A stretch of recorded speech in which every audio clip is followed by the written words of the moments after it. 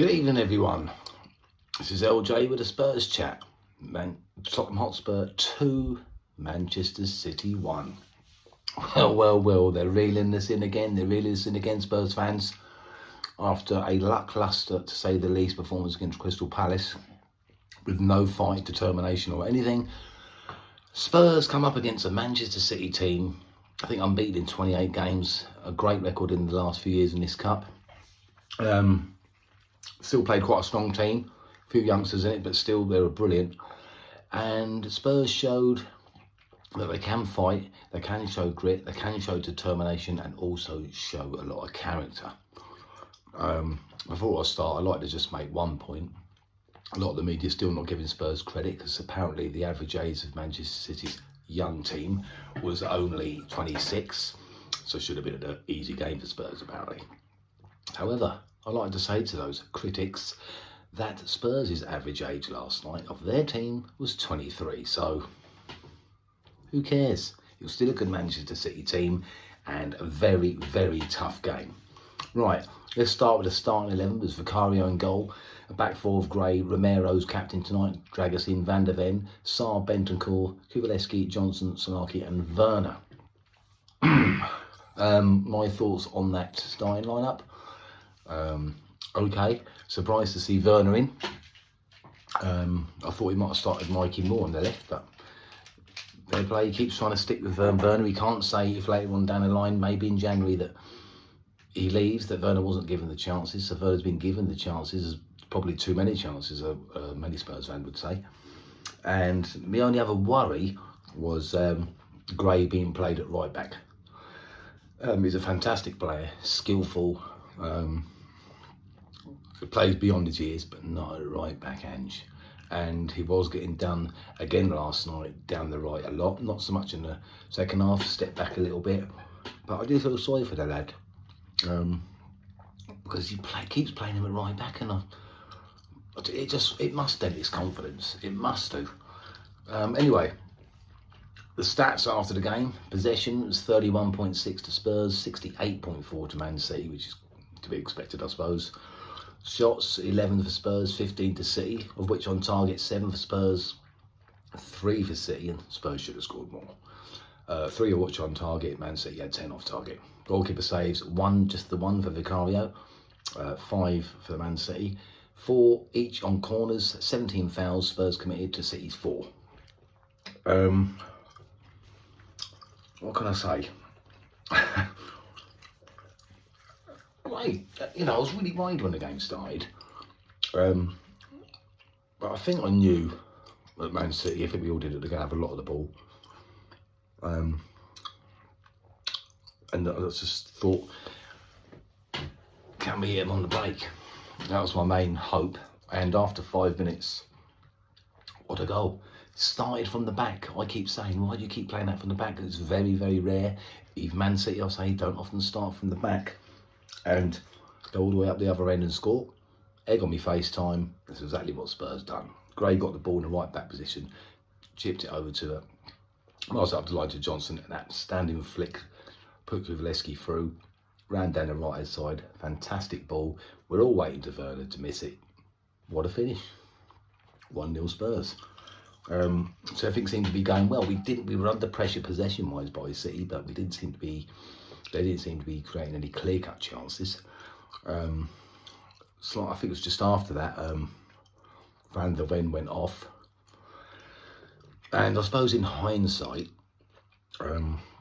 this is why a lot of us don't like Mickey being at left back, because you've got to do too much running up and down.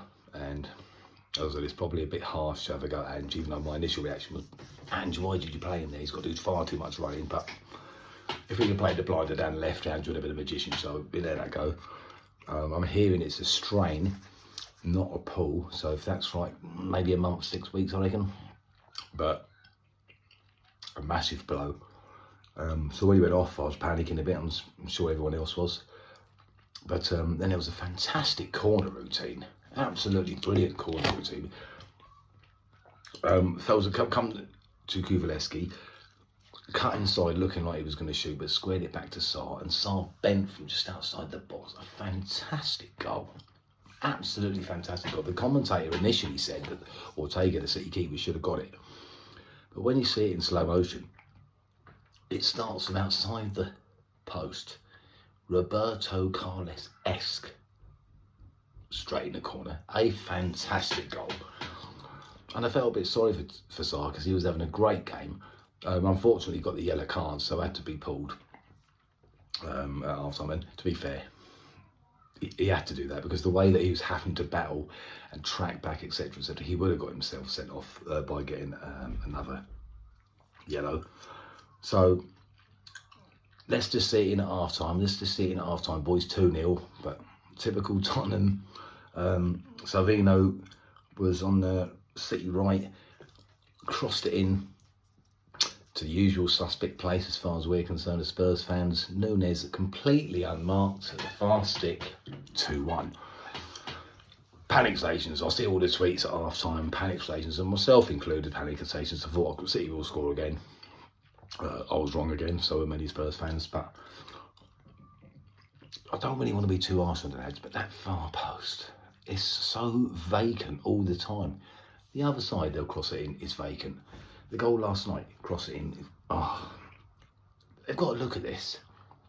Everyone might say, yeah, it's City, but other teams do it to us as well. So let's try and sort that out. Even if Porro's there on the right side, it would have been the same. So 2-1 at half time. Time for nerves. City were dominant in the second half, but Spurs were excellent on the break, let's be fair. And to be fair, they could have won 4 or 5-1. I mean, Ortega kept City in it. He had Werner broke at some point, and there was 3 players he'd left in his wake. And I thought, go on, Timo. Smashed it high and wide. Gutted. Because he scored the first, I thought he was going to bang this one in. Johnson, Kalou, also good chances. Ortega saved. And even though we were getting battered in terms of possession, and they were being dominant, see, they were, they didn't create any clear-cut chances. The only one, and I can't remember who had the shot, but the only one was blocked by Basuma on the line. And when I first saw it live, I thought it's just hit him. But when you see it in the replay in slow-mo, Basuma actually moves his leg to block it. What a fantastic block. Fantastic block by Basuma. He done well when he came on. So all in all, we're happy. But this is what happens, isn't it? Crap one week, brilliant the next. Sunday, Villa. I'm a little bit concerned at how much it took out of Spurs, because when we all know, all football lovers, especially those that have played the game, if you're chasing a ball for 90 minutes, like to see just ping it about, you're going to get absolutely knackered. And they did look dead on their feet. I'm not sure if Solanke was injured at the end, but he seemed to be hobbling because once again he ran his socks off.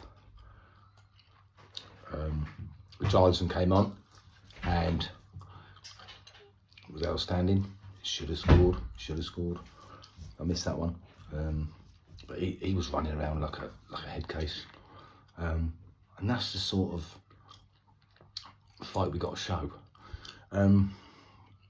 A few of City's half chances were because we was mucking about a bit at the back, and I think it's about time Ange said, look, I have got my way, but especially at the end of any half, don't play out from the back. And or if you're getting pressed by someone like City, who is very hard to play through their press, because we are quite good at doing it, just don't do it. You know what I mean? Just don't do it. And I was glad to see that in the last, say, 5 minutes, Vicario went long a couple of times. You've got to grow a pair as a keeper or as a captain or someone out there, because we're still missing a leader that says, no, long. Because sometimes we're the architects of our downfall, I think. But yeah, if Spurs can recover, and it's another home game against Villa, we can do well, I think. But obviously Van der Ven's out, but Dragusin seemed quite solid last night. Romero, I haven't heard anything yet on Romero, so I'll have to wait on that one. But obviously Porro will be back, and Villa play a high line. We play Highline, so I suppose we just watch the Highline all game, shall we? But no, in all seriousness, at home we just seem different. You know, we do seem such a different team at home. But I'm gutted about Van de Ven, but let's hope he didn't pull it. It didn't look like he did, but he looked gutted, looked very emotional when he came off, didn't he? When he came on. Also, I felt a bit sorry for Mikey Moore last night when he came on. He was put on the right, which he didn't even look good on the right against AZ Alkmaar, whatever they're called. And he did look like he was chasing shadows at times. So maybe he should have put Richarlison on the right and let Mikey Moore have a game on his left. But it is what it is. But yeah, let's wait and see. So let's not be too quick. We'll just beat Man City 2-1. That's a fantastic result. I know they had a few players out, City, but that was still a good team. Their youngsters are quality. They're some team, aren't they? You can't get the ball off them. I'm not expecting anything like the same game when we play them in about a month's time at home. That could be very, very difficult. But fair play. We're in at the quarters against Man United. That manager I'm a fan of, the one that's come from Sporting Lisbon to take over at Old Trafford, so he will turn around. How quick? Let's hope not too quick. And mentally, you've just beaten Manchester City, so we shouldn't have anything to be scared of or anyone to be scared of. We can beat anyone in our day, and I'm well happy that the draw is at home, because as I said, we're so different away from home. We just need a home performance, but away, do you know what I mean? I'm well happy with that. Please like and share and subscribe to this. I can keep it growing. And I'll see you Sunday. And hopefully another win. Take care, everyone. Come on, you Spurs.